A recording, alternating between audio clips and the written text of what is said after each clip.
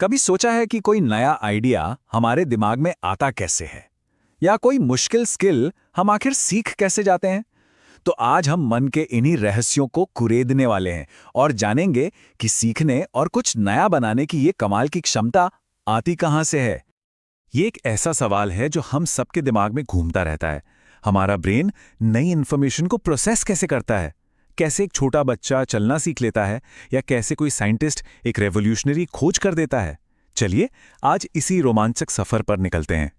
तो आज की हमारी बातचीत को 4 हिस्सों में देखेंगे। सबसे पहले समझेंगे कि सीखने का मतलब क्या है। फिर मन के उन तरीकों को जानेंगे जिनसे हम सीखते हैं। उसके बाद हम उस ईंधन यानी मोटिवेशन की बात करेंगे जो हमें सीखने के लिए दौड़ाता है। और आखिर में हम सीखने के सबसे ऊंचे लेवल यानी क्रिएटिविटी तक पहुंचेंगे।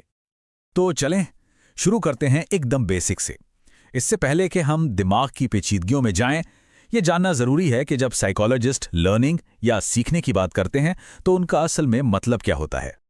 इसे सबसे आसान भाषा में कहें तो सीखना मतलब एक्सपीरियंस से हमारे बर्ताव में आया एक परमानेंट बदलाव। इसका मतलब सिर्फ रट्टा मारना नहीं है, बिल्कुल नहीं। ये कुछ करने के तरीके को हमेशा के लिए बदल देना है। मशहूर मनोवैज्ञानिक वुडवर्थ ने इसे क्या खूब समझाया है। उनके हिसाब से सीखना सिर्फ नई जानकारी पाना नहीं बल्कि नए तरीके से रिएक्ट करना भी है। ये परिभाषा हमें याद दिलाती है कि सीखना सिर्फ क्या जानना नहीं बल्कि दुनिया से डील करने का कैसे भी है। ठीक है, तो अब हम ये तो जान गए कि सीखना क्या है, पर सवाल यह है कि ये होता कैसे है। और यहाँ पर मनोविज्ञान के 2 बड़े थिंकर्स आमने सामने आते हैं। एक का मानना है कि हम अकेले अकेले सीखते हैं और दूसरे का मानना है कि हम दूसरों के साथ मिलकर सीखते हैं। चलिए देखते हैं।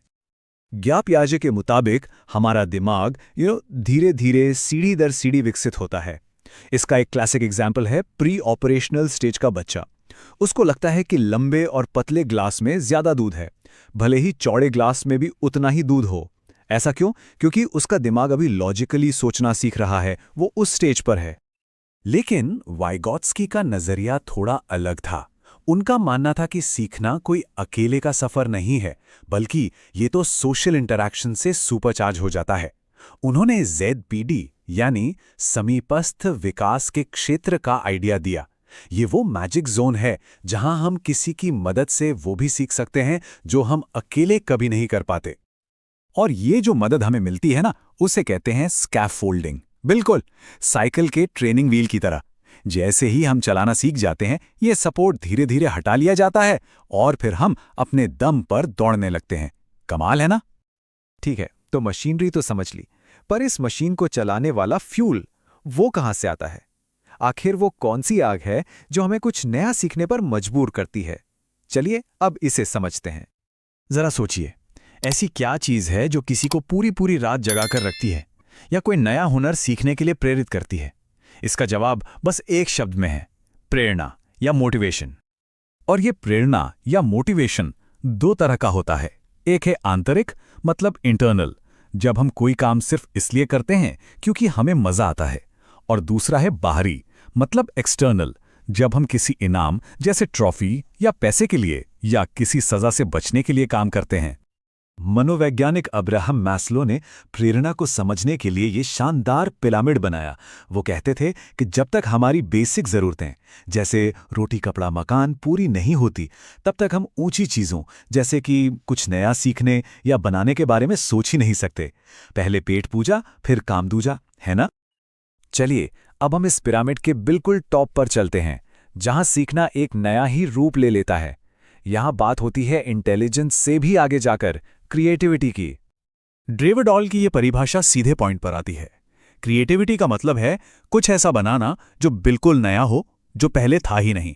कम से कम बनाने वाले के लिए तो बिल्कुल नया हो। शायद सीखने का यही तो अल्टीमेट गोल है। अब ये स्लाइड बड़ी कमाल की है। ये दिखाती है कि हमारा दिमाग 2 तरह से सोचता है। एक है अभिसारी सोच, जो हमें एक सही जवाब ढूंढने में मदद करती है, जैसे कोई मैथ्स प्रॉब्लम। और दूसरी है अपसारी सोच, जो एक ही प्रॉब्लम के ढेरों अलग अलग सॉल्यूशंस निकालने में मदद करती है।